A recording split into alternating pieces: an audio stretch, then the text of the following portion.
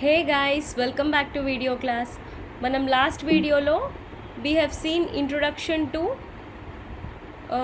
Company secretary and company secretary definition ఏంటి and అతన్ని ఎలా అపాయింట్ చేస్తారు అండ్ అతని డ్యూటీస్ ఏంటి, అందులో కోర్ డ్యూటీస్ ఏంటి, స్టాట్యూటరీ డ్యూటీస్ ఏంటి, ఇవన్నీ చూసాం కదా. సో ఇవాల్టి వీడియోలో let us see the liabilities of a company secretary. Liabilities అంటే అతను తీసుకోవాల్సిన బాధ్యతలు. ఓకే, ఎటువంటి బాధ్యతలు అతను టేకప్ చేయాలి ఒక కంపెనీ సెక్రటరీ అంటే. ఇందులో కూడా అగైన్ మనకి సెగ్రిగేషన్ ఉంది, statutory liabilities and contractual liabilities అని ఉన్నాయి. So first let us see statutory liabilities. అంటే లా ప్రకారంగా అతను తీసుకోవాల్సిన బాధ్యతలు ఏంటంటే default in complying with name requirements. So ఏదైనా నేమ్ రిలేటెడ్ డీటెయిల్స్లో కానీ, రిక్వైర్మెంట్స్లో కంపెనీ నేమే కానీ, బోర్డ్ ఆఫ్ డైరెక్టర్స్ రిలేటెడ్ డీటెయిల్స్లో కానీ ఏదైనా తప్పు జరిగితే 1000 రూపాయలు ఫైన్ ఉంటుంది అతనికి. ఆ తప్పు కరెక్ట్ చేసుకునే అంతవరకు ప్రతిరోజు 1000 రూపాయలు ఫైన్ ఉంటుంది. కానీ ఒకవేళ లాంగ్ టర్మ్లో అతను చేసుకోకపోతే ప్రతిరోజు 1000 రూపాయలు వేసిన ఫైన్ అది 1,00,000 రూపాయలకి దాటకూడదు. ఓకే, సో 1,00,000 రూపాయల దాకా అతనికి ఫైన్ పడుతుంది నేమ్ రిలేటెడ్ ఇన్ఫర్మేషన్లో ఏమైనా తప్పు చేస్తే. Then next, default in filing return on allotment. So allotment అనేది చేయలేదనుకోండి, షేర్స్కి అప్లై చేసుకుంటారు కదా అందరూ షేర్స్ కొనుక్కోవడానికి. సో ఫర్ సపోజ్ మీరు వాళ్ళకి అలాట్ చేయలేదు మీ షేర్స్ని. అలాట్ చేయనప్పుడు వాళ్ళ దగ్గర అప్లికేషన్ మనీ మనం తీసుకుంటాం కదా అప్లై చేయడానికి, అది రిటర్న్ చేయాలి. ఒకవేళ చేయకపోతే కనుక కంపెనీ సెక్రటరీ 1000 రూపాయలు ఎవ్రీడే పడుతుంది అతనికి ఫైన్, ఆ తప్పు సెట్ చేసుకునే అంతవరకు. అది సేమ్ పైన దానిలానే 1,00,000 రూపాయల వరకు వేయచ్చు, కాకపోతే అంతకు మించి దాటకూడదు fine. Okay, then next, default in delivering share or debenture certificates. So share certificates కానీ, డిబెంచర్ సర్టిఫికెట్స్ కానీ ఇష్యూ చేయడంలో ఏదైనా తప్పు జరిగితే కనుక 5 lakhs దాకా అతను పెనాల్టీ బేర్ చేయాల్సి ఉంటుంది. Then next, default in filing annual return. So annual return అంటే ఎవ్రీ ఇయర్ మనం చేసే ఇన్వెస్ట్మెంట్కి మనకి రిటర్న్స్ వస్తాయి దాని మీద. సో దాన్ని ఫైల్ చేయకపోతే కనుక 50,000 నుంచి 5,00,000 దాకా పెనాల్టీ బేర్ చేయాల్సి ఉంటుంది company secretary. Then next, default in holding annual general meetings. So AGM. So యాన్యువల్గా మీటింగ్స్ కండక్ట్ చేయడంలో ఏమైనా తప్పు జరిగితే కనుక 5,000 అతనికి ఫైన్ పడచ్చు అతను తప్పు సెట్ చేసుకునేదాకా, అండ్ అది 1 lakh దాకా ఎక్స్టెండ్ అవ్వచ్చు, but not more than 1 lakh rupees. Then next, failure to maintain registers of members. So board members related registers maintain చేయడంలో ఏమైనా తప్పు జరిగితే 50,000 నుంచి 3,00,000 దాకా పెనాల్టీ పడుతుంది. Okay, then next, other liabilities are as provided under provisions of Companies act 2013. So ఇవే కాకుండా companies act 2013లో ఇంకేమైనా ప్రొవిజన్స్ కనుక ఇంకేమైనా లయబిలిటీస్ కనుక ప్రొవిజన్స్లో మెన్షన్ చేస్తే అవన్నీ కూడా కంపెనీ సెక్రటరీకి applicable. Okay, so next, so now let us see contractual liabilities. Contractual లయబిలిటీస్లో ఏమున్నాయి? Liable for negligence on part of his or her duty. So అతని డ్యూటీ వర్క్ రిలేటెడ్ లయబిలిటీస్ అనమాట ఇవి. సో ఏదైనా నెగ్లిజెంట్గా ఉంటే తన వర్క్ రిలేటెడ్ అతను బాధ్యత తీసుకోవాల్సి ఉంటుంది. Then liable for breaching or exceeding his or her authority. So even he is an employee, executive range పొజిషన్లో ఉన్న, అంత పేమెంట్ తీసుకుంటున్నా కూడా he is an employee and he has got only advisory right.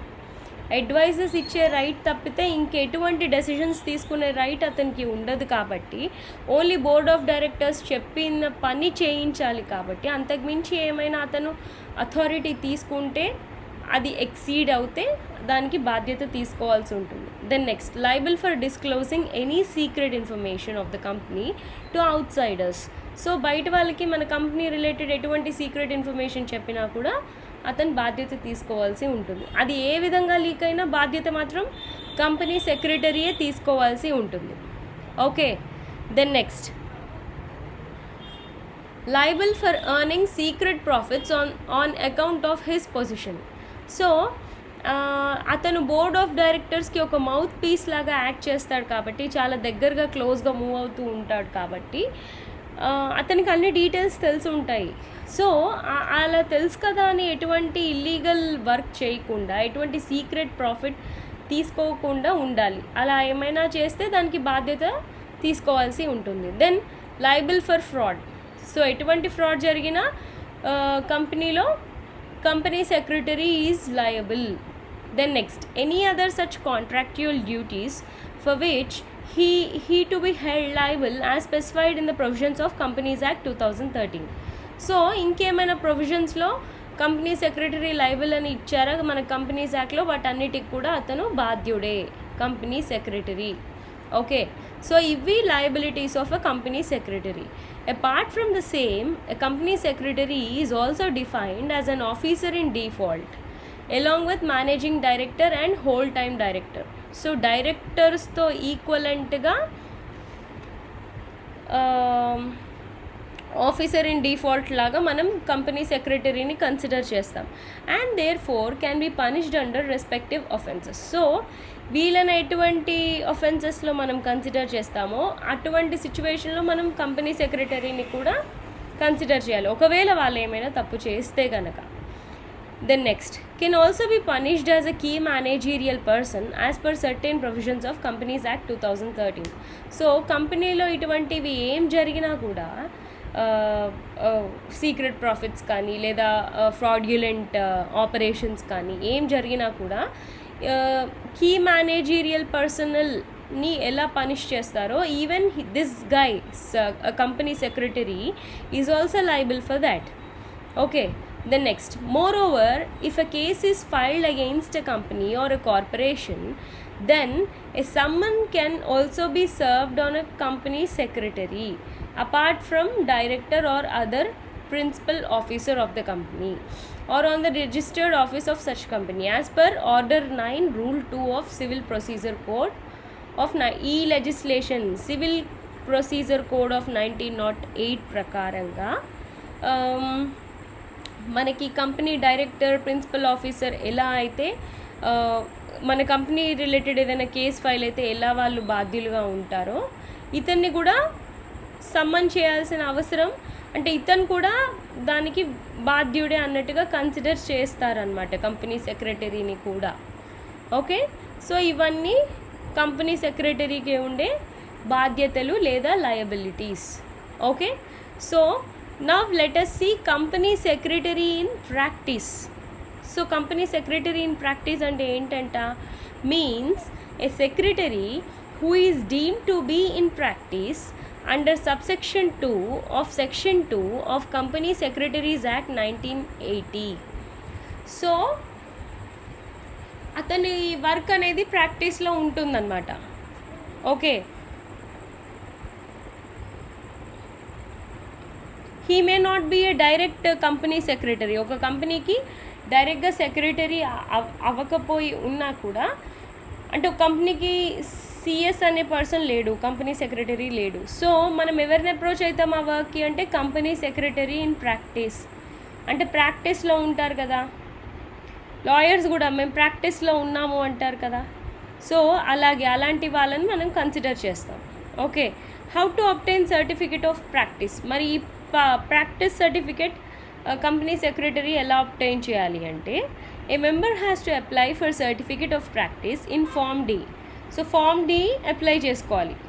Okay, with a relieving order from the last employer. So నీ last company నుంచి నువ్వు relieving order తీసుకో. ఒకవేళ నువ్వు ఎక్కడ పని చేయట్లేదు అంటే నీకు రిలీవింగ్ ఆర్డర్ తేయడానికి ఛాన్స్ లేదనుకోండి, together with a necessary fee of ₹1000. So ఈ అప్లికేషన్ ఫామ్ డీతో పాటు ₹1000 అప్లై చేయాలి.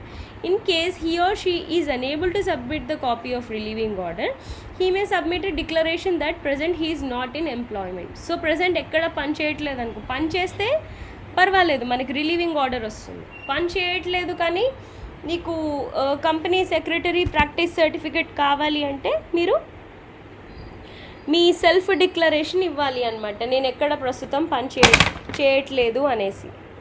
Okay, then next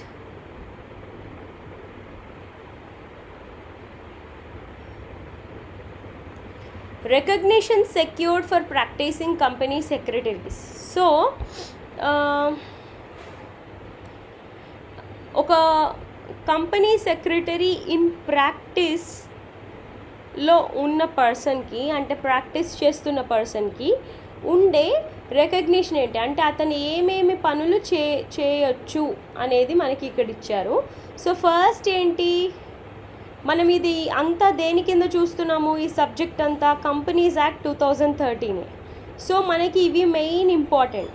but company secretary in practice is also liable to do all these things అనమాట. అంటే అతను ఈ లాస్ అన్నిటి ప్రకారంగా కూడా నడుచుకోవాలి, అందులో మెన్షన్ చేసిన రూల్స్ అండ్ రెగ్యులేషన్స్ ప్రకారంగా కూడా నడుచుకోవాలన్నమాట. సో కానీ మన మెయిన్ కాన్సన్ట్రేషన్ ఇక్కడ, ఎందుకంటే we're studying this subject under which law, companies act 2013. So అవి అండ్ ఆల్సో వేరే డీటెయిల్స్ కూడా నేను తీసుకొచ్చాను. So let us see what are they. Companies act 2013, ఇందులో సెక్షన్ 2 మెయిన్ సెక్షన్ 2 సబ్సెక్షన్ 38లో to act as an expert in various matters under companies act 2013. So చాలా రకరకాల matters companies యాక్ట్లో ఏవైతే మెన్షన్ చేశారో దానికి ఎక్స్పర్ట్గా యాక్ట్ చేయాలి ఎవరు, practising company secretary. So then next అంటే he is actual hired company secretary కదా, అంటే కంపెనీ మీటింగ్స్ కండక్ట్ చేసి మనం అపాయింట్మెంట్ ప్రొసీజర్ చూసాం కదా, అలా అపాయింట్ అయిన సెక్రటరీ కాదు. అలా లేనప్పుడు కంపెనీకి మనం వీళ్ళని అప్రోచ్ అవుతాం అనమాట. కంపెనీ సెక్రటరీస్ ఇన్ ప్రాక్టీస్ అని వాళ్ళకు ఒక ఇన్స్టిట్యూట్ ఉంటుంది, అక్కడ నుంచి వాళ్ళు మనకి అవైలబుల్ ఉంటారు, మనం వాళ్ళని అప్రోచ్ అవుతాం. సో అప్రోచ్ అయినప్పుడు వాళ్ళు ఇవన్నీ చేయడానికి ఈ విధంగా మనకి హెల్ప్ చేయడానికి వాళ్ళు అవైలబుల్ అయ్యి ఉంటారు. సో ఇలా వేరియస్ మ్యాటర్స్లో మనకి హెల్ప్ చేస్తారు. ఇంకా to provide declaration in prescribed format at the time of formation of the company that all the requirements of this act and the rules made thereunder in respect of registration and matters precedent or incidental thereto have been complied with. So ఇంత సెంటెన్స్లు ఇచ్చారు కానీ ఏం లేదు దీని meaning. So companies act 2013 ప్రకారంగా మనం ప్రతి rule and regulation in the time of formation of the company, అంటే కంపెనీ ఫార్మ్ అయ్యే టైంలో ప్రతి రూల్ అండ్ రెగ్యులేషన్ మనం ఫాలో అయ్యాము, కంప్లై అయ్యి ఉన్నాము అని డిక్లరేషన్ ఇవ్వడానికి ఇతను మనకు ఉపయోగపడతాడు. అతను సంతకం తీసుకుంటామన్నమాట సెక్రటరీ దగ్గర నుంచి, అతను మనకి ఆథెంటికేట్ చేస్తాడు వీళ్ళు అవన్నీ ఫాలో అయ్యే ఫామ్ చేసుకున్నారు కంపెనీ అనేసి. సో అలా హెల్ప్ అవుతాడు. Then next to conduct secretarial audit and provide secretarial audit report. So secretarial audit అంటే ఏంటి, మన కంపెనీ ఆ కంపెనీ రిలేటెడ్ ప్రతి లెజిస్లేషన్ ఆ కంపెనీ ఫాలో అవుతుంది. నువ్వు ఇండియాలో ఉన్నావా, ఇండియాలో ఉన్న ప్రతి మన కంపెనీ ప్రాసెస్ రిలేటెడ్ లెజిస్లేషన్ నువ్వు ఫాలో అవ్వాల్సిందే. సో ఆ ప్రతి లెజిస్లేషన్ ఫాలో అవుతున్నారా లేదా అని చూడడానికి సెక్రటేరియల్ ఆడిట్ కండక్ట్ చేసుకుంటాం. సో మనకి ప్రాక్టీసింగ్ కంపెనీ సెక్రటరీ ఆ ఆడిట్ కండక్ట్ చేస్తాడు, అలాగే ఆడిట్ రిపోర్ట్ కూడా జనరేట్ చేస్తాడు according to section 204 under companies act 2013. Okay, then next section 92 subsection 2లో ఏమిచ్చారు, to provide the certificate in the form number MGT8. MGT8 దేనికి వాడతారంటే ఫామ్ మన actually to know the status of the company under the act. Under the act అంటే ఏ act? Companies act 2013 ప్రకారంగా మనం registers కానీ, రికార్డ్స్ కానీ, ఫైలింగ్స్ కానీ, ఫామ్స్ కానీ, రిటర్న్స్ రిలేటెడ్ డాక్యుమెంట్స్ కానీ ప్రాపర్గా మెయింటైన్ చేస్తున్నామా లేదా అని మనకి MGT 8లో తెలుస్తుంది. ఇది ఎప్పుడు వస్తుంది? అవన్నీ మనకు సరిగ్గా ఉన్నప్పుడు వస్తుంది అనమాట. సో ఆ సర్టిఫికెట్ ఇతనే ప్రొవైడ్ చేస్తాడు. Okay, then next section 232 subsection 7 to certify the statement which is required to be filed with the registrar every year, indicating whether the scheme is being complied with and accordance with the orders of the tribunals or not. So మనకు ఉన్నాయి కదా ఈ tribunals, national company law tribunal అని. అంటే మనకి ఏమైనా grievances ఉంటే, మనకి ఏమైనా ఇష్యూస్ ఉంటే, లేదా మన కంపెనీతో వేరే వాళ్ళకి ఏమైనా ప్రాబ్లమ్స్ ఉంటే, సో ఆ ప్రాబ్లమ్స్ అన్నీ ట్రిబ్యునల్స్ వాళ్ళే సాల్వ్ చేస్తారు. సో వాళ్ళకి కూడా మనం ఏమంటారు, రిజిస్టర్స్లో ప్రతి ఏంటి ఫైల్ చేసాము, ఎవ్రీ కేస్ మనం ఫైల్ చేసుకున్నాము, ఎవ్రీ కేస్ ప్రాపర్గా డీల్ చేసాము, మనం లాతో కంప్లై ఉన్నాం అనేసి ట్రిబ్యునల్స్కి చెప్పేవాళ్ళు ఎవరు? ఈ ప్రాక్టీసింగ్ కంపెనీ సెక్రటరీయే. ఒకవేళ మనకి ఒరిజినల్గా కంపెనీకి హైర్డ్ కంపెనీ సెక్రటరీ లేకపోతే. Okay, then next to act as scrutiniser for voting, postal ballot process. ఇదంతా మనకి బోర్డ్ ఆఫ్ డైరెక్టర్స్కి ఓటింగ్స్ అవన్నీ జరుగుతాయి కదా. సో ఆ పోలింగ్, ఆ ఓటింగ్ ప్రాసెస్, ఆ పోస్టల్ బ్యాలెట్ ప్రాసెస్ కానీ ఇలాంటి ప్రాసెస్ అన్నిటికీ అతనే స్క్రూటినైజర్గా పనిచేస్తాడు, ఎవాల్యుయేట్ చేస్తాడు, చెక్ చేస్తాడు. ఓకే, దెన్ నెక్స్ట్ సెక్షన్ 432లో ఏమిచ్చారు? To apply as legal representative before NCLT, national company law tribunal. So దానికి లీగల్ రీప్రజెంటేటివ్గా మన కంపెనీ నుంచి ప్రాక్టీసింగ్ కంపెనీ సెక్రటరీయే ఉంటాడు. ఓకే, లేదా వీళ్ళకి కూడా అపిలేట్ ట్రిబ్యునల్ వాళ్ళకి కూడా లీగల్ రీప్రజెంటేటివ్ మన కంపెనీ నుంచి ప్రాక్టీసింగ్ కంపెనీ సెక్రటరీయే ఉంటాడు. ఓకే, సో కంపెనీస్ యాక్ట్ ప్రకారం ఇవన్నీ అతను చేస్తాడు. ఓకే, మనకు గనక మనం ఎవరిని మన కంపెనీకి కంపెనీ సెక్రటరీని హైర్ చేసుకోకపోతే ఈ ప్రాక్టీసింగ్ కంపెనీ సెక్రటరీ కంపెనీస్ లా ప్రకారం ఇవన్నీ చేస్తాడు. ఇంకా వేరే లాస్ ప్రకారం కూడా చాలా చేస్తాడు. అవేంటంటే first one limited liability partnership act 2008. So ఈ లా ప్రకారంగా అతను ప్రీ సర్టిఫికేషన్ ఫర్, సో ఈ ఫార్మ్స్ ఉన్నాయి కదా 2, 3, 4, 5, 8, 11, 15, 18. సో వాటికి ప్రీ సర్టిఫికేషన్ ఇతనే చేస్తాడనమాట. Then next SEBI depositories and participants regulation 1996.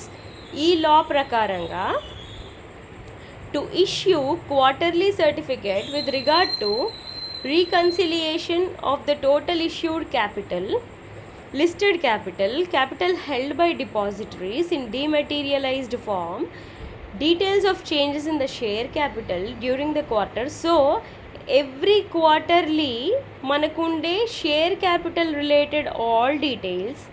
Okay, and stock exchange దగ్గర నుంచి ఇష్యూ చేయించుకునే approvals where it is listed in respect of such further issued capital. So ఇవన్నీ ఇష్యూ చేయించే బాధ్యత ఎవరిది? మన ప్రాక్టీసింగ్ కంపెనీ సెక్రటరీదే అకార్డింగ్ టు ఈ law. Okay, then next according to SEBI listing obligations and disclosure requirements ప్రకారంగా అతను ఇంకేం చేస్తాడు? To issue a half yearly. So ఇది క్వార్టర్లీ, హాఫ్ ఇయర్లీ రిలేటెడ్ కూడా మనకి అసెట్ కవర్ ప్రొవైడ్ చేస్తాడు, ఇష్యూ చేయిస్తాడు for non convertible debt securities.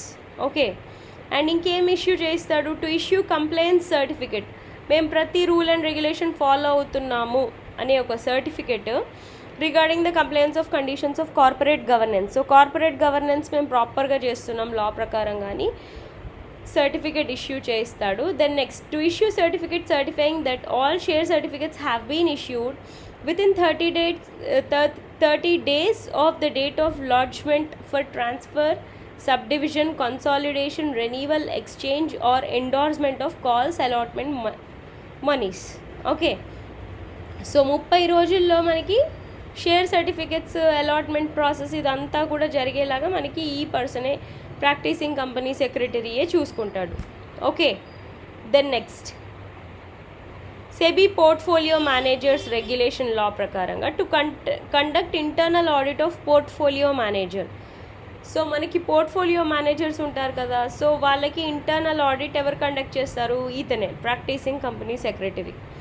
Then next SEBI stock brokers and sub brokers law ప్రకారంగా ఇంకేం చేస్తాడంట? To appear as authorised representative before this tribunal. SAT tribunal ముందు మన company నుంచి లీగల్ రిప్రజెంటేటివ్గా మన కంపెనీ సెక్రటరీ ఇన్ ప్రాక్టీసింగే ఉంటాడు.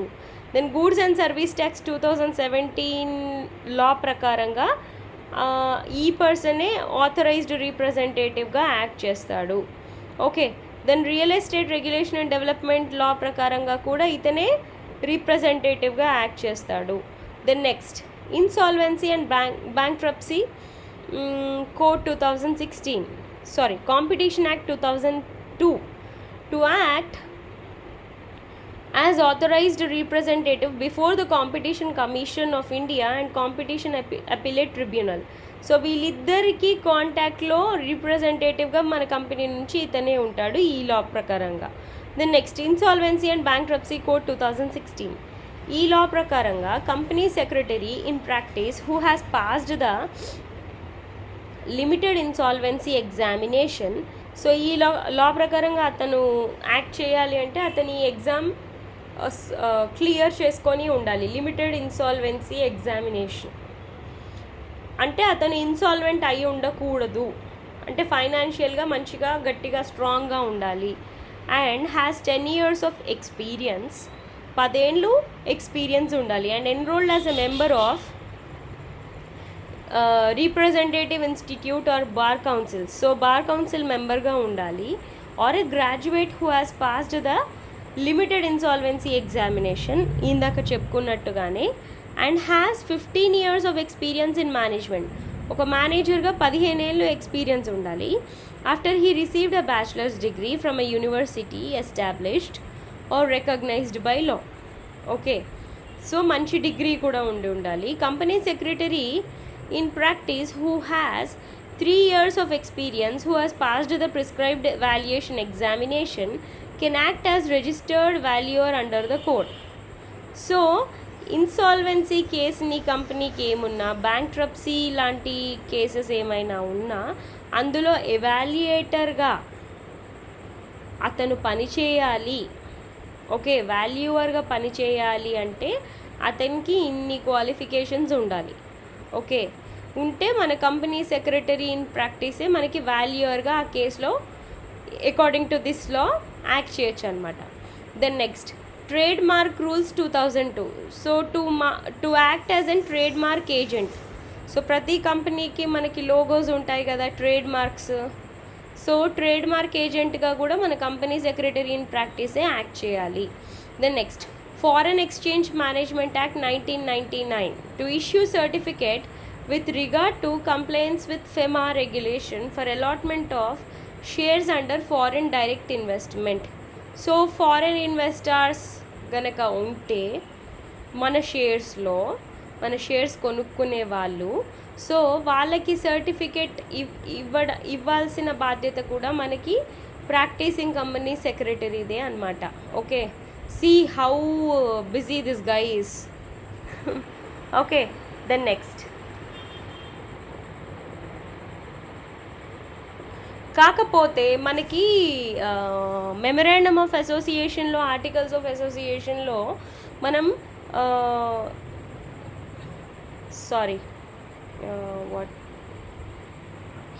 సో అందులో మనం డైరెక్టర్స్ గురించి మెన్షన్ చేస్తాం. కానీ డైరెక్టర్కి ఈక్వల్ అంటే కదా మనకి కంపెనీ సెక్రటరీ. కానీ మనకి ప్రొహిబిషన్ ఉంది. దేనికి? మనం డైరెక్టర్స్ గురించి ఎలా అయితే అడ్వర్టైజ్ చేసుకుంటామో ప్రాస్పెక్టస్లో, ఓకే, ప్రాస్పెక్టస్లో వీళ్ళు మా డైరెక్టర్స్, వీళ్ళు ఇంత కాంట్రిబ్యూట్ చేశారు, వీళ్ళు ఇంత కాంట్రిబ్యూట్ చేశారు, వాళ్ళు ఇంత ఇన్వెస్ట్ చేశారు, ఎవ్రీథింగ్ మనం ప్రాస్పెక్టస్లో, కంపెనీ రిలేటెడ్ ప్రాస్పెక్టస్లో కంప్లీట్గా అడ్వర్టైజ్ చేసుకుంటాం. కానీ ఇక్కడ కంపెనీ సెక్రటరీ గురించి ఎక్కడ కూడా వాళ్ళు ఇచ్చే సర్వీస్ గురించి మనం అడ్వర్టైజ్ చేసుకోవడానికి వీలు లేదు. It is completely prohibited. Okay. And also limited liability companies suffix కింద అంటే పేరులో ముందు ఎక్కడ కూడా సిఎస్ అని కానీ కంపెనీ సెక్రటరీ అని కానీ కంపెనీ సెక్రటరీస్ అని కానీ వాడకూడదు. ఒకవేళ వాడాలి అనుకుంటే ముందుగానే నో అబ్జెక్షన్ సర్టిఫికెట్ మనం తీసుకోవాల్సి ఉంటుంది ఫ్రమ్ ఐసిఎస్ఐ. ఓకే. ఐసిఎస్ఐ వాళ్ళ దగ్గర నుంచి మనం ఈ నో అబ్జెక్షన్ సర్టిఫికెట్ తీసుకుంటే మనం సఫిక్స్లో పేరులో సిఎస్ అనే కానీ కంపెనీ సెక్రటరీ అని కానీ కంపెనీ సెక్రటరీస్ అని కానీ వాడుకోవచ్చు. Okay. So this is all about what this is all about company secretary in practice. So అతను ఏం చేస్తాడు అండ్ అతనికి ఉండే రెస్ట్రిక్షన్స్ ఏంటి అవన్నీ చూసాం. So the final topic of your third unit secretarial audit. So audit అంటే checking. Okay. Evaluating something. Okay. So secretarial audit అంటే ఇది ఎందుకు కండక్ట్ చేస్తారు? Is introduced by recently enacted companies act 2013. It is a process to check compliances made by the company under corporate law and other laws, rules, regulations, procedures, etc. So మన company మనం ఏ కంట్రీలో ఉంటే ఆ కంట్రీలో మన కంపెనీకి సంబంధించిన ప్రతి కార్పొరేట్ లా లేదా వేరే లాస్, వేరే రూల్స్, రెగ్యులేషన్స్, ప్రొసీజర్స్ అన్నీ ఫాలో అవుతున్నామా లేదా చెక్ చేసుకోవటమే, దాన్ని కంప్లై అయి ఉంటున్నామా లేదా చెక్ చేసుకోవటాన్ని సెక్రటేరియల్ ఆడిట్ అంటారు. Okay. It is a mechanism to monitor compliance with the requirements of stated laws and processes. నేను చెప్పినట్టుగానే periodically examination of work is necessary to point out errors and mistakes and to make a robust compliance mechanism system in an organization. So organization మంచిగా మనకి government rules and regulations ప్రకారంగా నడిపించడానికి మనం secretarial audit చేస్తాము. Okay. Every company needs to comply hundreds of laws, rules, regulations. So ప్రతి మనం జనరల్గా మనకి ఇది దేనికి ఈ సెక్రటరీ అనే కాన్సెప్ట్ దేనికి అప్లై అవుతుంది, ఎలాంటి కంపెనీస్కి? ప్రతి లిస్టెడ్ కంపెనీకి, పబ్లిక్ కంపెనీ, అందులో మనకి ఇనీషియల్ పెయిడప్ క్యాపిటల్ 10 crores కన్నా ఎక్కువ ఉండాలి. And also private company wear initial paid up capital 10 crores కన్నా ఎక్కువ ఉండాలి. అంటే పెద్ద కంపెనీస్ గురించి మనం మాట్లాడుతున్నాం. సో వాళ్ళు చాలా లాస్ ప్రకారంగా, చాలా రూల్స్ ప్రకారంగా, చాలా రెగ్యులేషన్స్ ప్రకారంగా నడుచుకోవాలి. సో అవన్నీ పాటిస్తున్నామా లేదా అనేది మనకి ఈ ఆడిట్ ద్వారా తెలుస్తుంది. Okay. These laws are complex and non compliances would attract major risk to companies. Follow అవ్వలేదా మనకి లా నుంచి మనకి చాలా రిస్క్ ఉంటుంది. Periodically inspecting the records of the company gives exact information whether and if so to what extent company has complied with the laws applicable to the company. Okay. So ఒకవేళ follow అవ్వకపోతే to what extent మీరు follow అవ్వట్లేదు, so that ఇమీడియట్గా మీరు steps తీసుకొని ఆ legislation ప్రకారంగా నడుచుకోవడానికి మీ business ప్రాసెస్ని ఎడిట్ చేసుకోవాలి. Secretarial audit gives comfort to the regulators, stake holders and management that company has disciplined. So regulators అంటే మన గవర్నమెంట్, స్టేక్ హోల్డర్స్ అంటే మన కంపెనీ బోర్డ్ ఆఫ్ డైరెక్టర్స్, మన company share holders. Okay. So మన కంపెనీలో interest ఉండే each and every వ్యక్తి, okay, అది ఎంప్లాయే కావచ్చు, కస్టమరే కావచ్చు, ఇన్వెస్టారే కావచ్చు, క్రెడిటారే కావచ్చు, ఓకే, షేర్ హోల్డరే కావచ్చు, ఓకే, సప్లయరే కావచ్చు, ఓకే, వెండారే కావచ్చు. Okay. So stake holders and management. So ఇంటర్నల్గా మన కంపెనీని మేనేజ్ చేసేవాళ్ళు. సో వాళ్ళందరికీ ఒక ఎవాల్యుయేషన్ లాగా, మేము ఒక ప్రాసెస్ ఫాలో అవుతున్నాము, ఈ రూల్స్ ఫాలో అవుతున్నాము, రెగ్యులేషన్స్ ఫాలో అవుతున్నాము అనేసి. Okay. And improve effectiveness of risk management. So మన రూల్స్ ఫాలో అవ్వనప్పుడే మనకి రిస్క్ ఉంటుంది. సో మనం ఈ ఆడిట్ చేసినప్పుడు ఏమేమి ఫాలో అవ్వట్లేదో మనకు తెలిస్తే మనం రిస్క్ మేనేజ్మెంట్, కంట్రోల్, గవర్నెన్స్ ఇదంతా ప్రాపర్గా చేయగలుగుతాం. ఓకే. సో ఆ విధంగా ఇది హెల్ప్ అవుతుంది. Then next, as per section 204 of the Companies Act 2013, read with companies, appointment and remuneration of managerial personnel rules 2014, following companies are required to obtain secretarial audit report from independent practicing company secretary. So ఎలాంటి companies ఇది audit certificate తీసుకోవాలంట? నేను ఇందాక చెప్పింది ప్రతి listed company, okay, ప్రతి public company paid up share capital of 50 crore rupees or more. Okay, 50 crore rupees or more ఉన్న paid up share capital public companies, లేదా public companies having turn over of 250 crore rupees. Okay, 250 crore rupees turn over ఉంటే కూడా వీళ్ళు ఈ secretarial audit report అనేది maintain చేయాల్సిందే. So ఈ 3 type of companies ఇది మెయింటైన్ చేయాలి. Okay. Then next, turnover. Turnover means the aggregate value of realization of the amount made from the sale, supply or distribution of goods or on account of services rendered or both by the company during the financial year. So మనం ఇక్కడ turn over అని చెప్పుకుంటున్నాం కదా ఇక్కడ. So turn over అంటే ఏంటంట, మనం invest చేసి ఒక ప్రాసెస్ ఇన్పుట్ ఇస్తున్నాం బిజినెస్కి, ఒక ప్రాసెస్ జరుగుతోంది, ఫైనల్గా ఒక అవుట్పుట్ వస్తుంది. ఓకే, ప్రాసెస్ అంటే మనం అన్ని ప్రోడక్ట్ తయారు చేయటమో సర్వీస్ ఇవ్వటమో చేస్తున్నాం. దాన్ని అమ్మకం చేసినప్పుడే నీకు అవుట్పుట్ వస్తుంది. ఏంటి? రిటర్న్స్ వస్తాయి, నీకు మనీ వస్తుంది. సో దాన్ని టర్న్ ఓవర్ అంటారు. ఆ మనీ ఏ విధంగా అయినా రావచ్చు నీకు, నువ్వు ఇచ్చే సర్వీసెస్ వల్ల కానీ, నువ్వు డిస్ట్రిబ్యూట్ చేసే ప్రోడక్ట్స్ కానీ, సేల్ కానీ.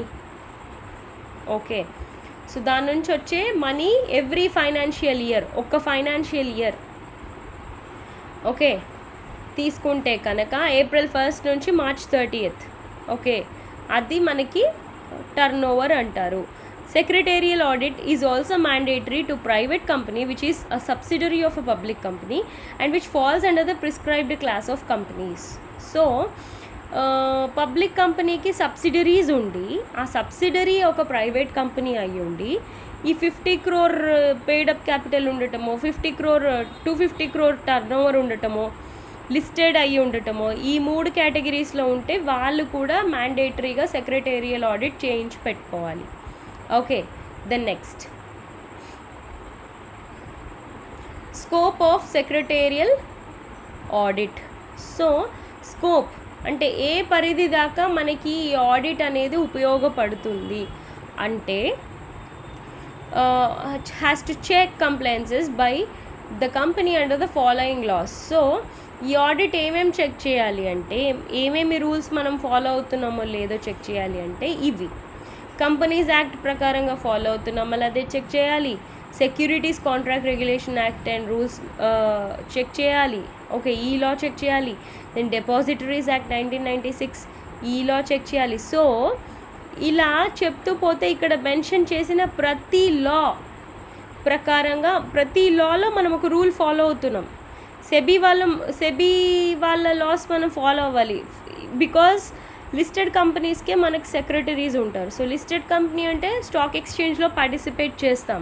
సో సెబీ రూల్స్ కూడా మనకి అప్లై అవుతాయి. సో మన కంపెనీ ప్రాసెస్ ఏంటి, ఓకే, మన కంపెనీ ప్రాసెస్ ఏంటి, దానికి అప్లై అయ్యే ప్రతి లా ఏంటి, మనం ఏ కంట్రీలో అయితే వర్క్ చేస్తున్నామో ఆ country related legislations. Okay. Depositories act. Depositories అంటే మన షేర్స్ని ఎలక్ట్రానిక్ ఫామ్లో మార్చేసి మనం ఆ ప్రాసెస్ కనుక టేకప్ చేస్తే దాన్ని డిపాజిటరీ అంటాం. డీమ్యాట్ అకౌంట్స్ అంటాం కదా. సో ఈ డిపాజిటరీ వాళ్ళే అవన్నీ టేకప్ చేస్తారు. మన సెక్యూరిటీస్ అన్నీ వాళ్ళే స్టోర్ చేసుకొని వాటిని హ్యాండిల్ చేస్తారు. Okay. Secretarial standards issued by the institute of company secretaries of India. The listing agreements entered into the company with stock exchange if applicable. Other laws as may be applicable specifically to the company. So so ఇన్ని loss అనమాట, ఇక్కడ దాకా ఇన్ని loss మనం check చేసుకోవాలి, అంటే ఇవన్నీ follow అవుతున్నామా లేదా అని. Thus the scope of the secretarial audit is not limited to the corporate laws applicable to the company.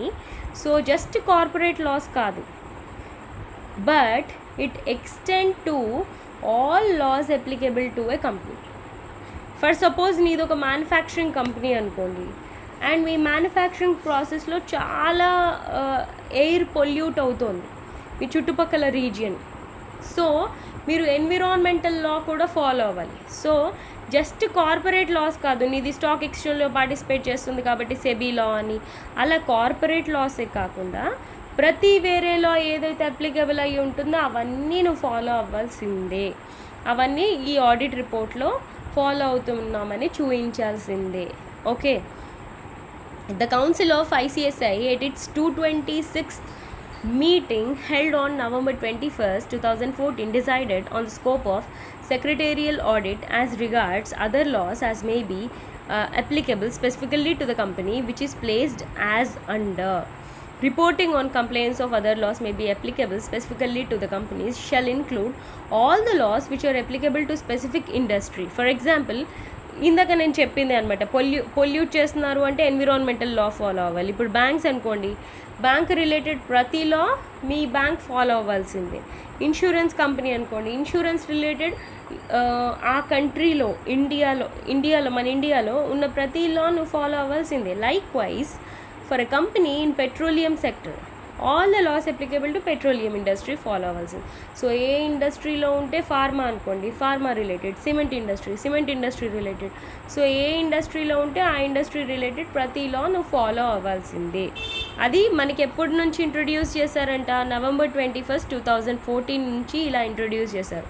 So secretarial audit రిపోర్ట్లో ఇవన్నీ కూడా ఉండాలి అని. Examining and reporting whether the adequate systems and processes are in place to monitor and ensure compliance with general laws like labor laws, competition law, environmental laws, etc. Okay. So ఇవన్నిటికీ మీరు comply అయ్యి ఉన్నారని రిపోర్ట్లో ఇవ్వాల్సిందే. Okay. Then next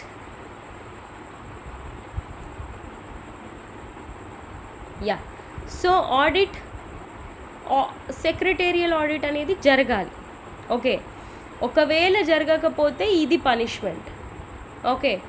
ఒకవేళ జరిగి దాన్ని మీరు ఏదైనా కావాలని చేంజ్ చేసి ఎడిట్ చేస్తే ఇవి పనిష్మెంట్స్.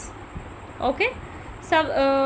ఒకవేళ చేయకపోతే subsection 4 of Section 204 of Companies Act 2013 provides that if a company or any officer of the company or the company secretary in practice contravenes the provisions of, so Section 204లో మనకి ఇచ్చారు ఇవన్నీ details.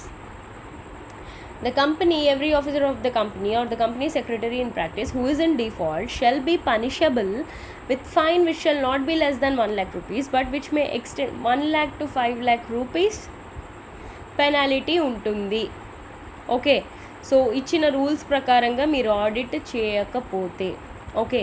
More over as per subsection 15 of Section 143 of Companies Act, if a secretarial auditor has reason to believe that an offence involving fraud is being or has been committed against the company by the officers or employees of the company, he shall immediately report the matter to the central government within such time and in such manner as may be prescribed.